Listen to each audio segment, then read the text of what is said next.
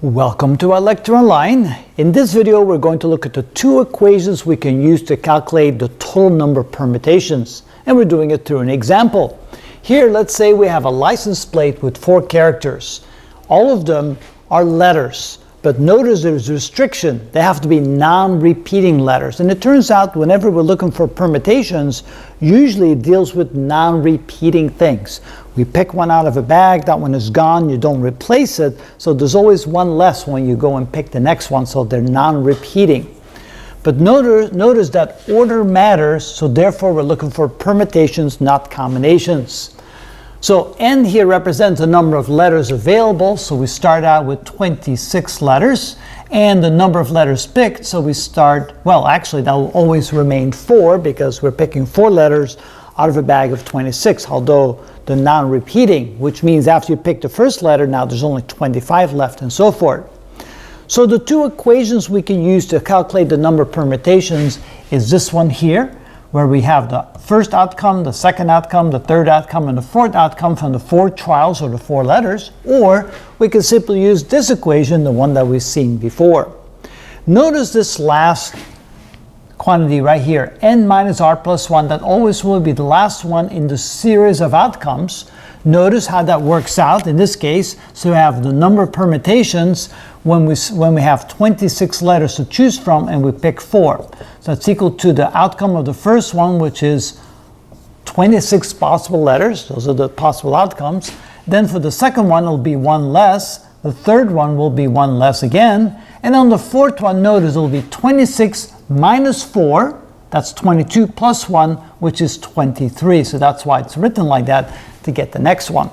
So when we multiply all those out, we get 26 times 25 times 24 times 23. We get 358,800.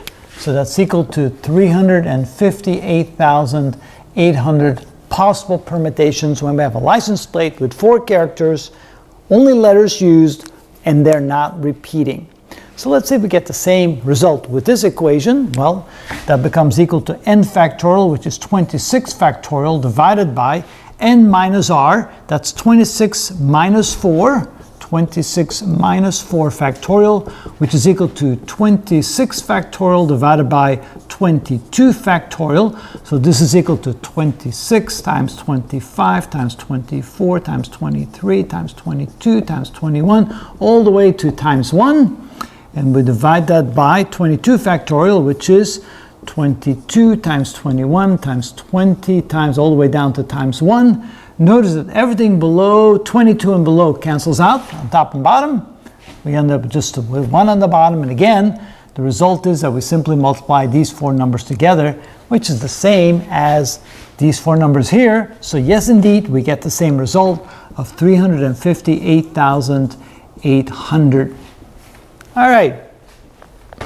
So those are the two equations we use for permutations. They can be used almost in any situation. But now what would happen if we had 4 and they can be repeating letters so that they're not canceled out? Well, in that case, so if repeating letters are allowed, what would the equation become now? So now we simply say NPR is equal to 26P4, and that simply would be 26 times 26 times 26 times 26. So in this case, that would be 26 to the 4th power, which is simply n to the rth power.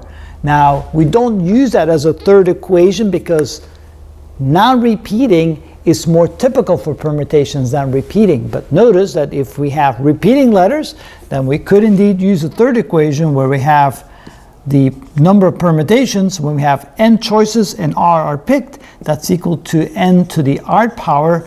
And so that would be potentially a third equation in the case we have repeating characters rather than non-repeating characters. But again, that's kind of a corner case, as we call it, not a usual case.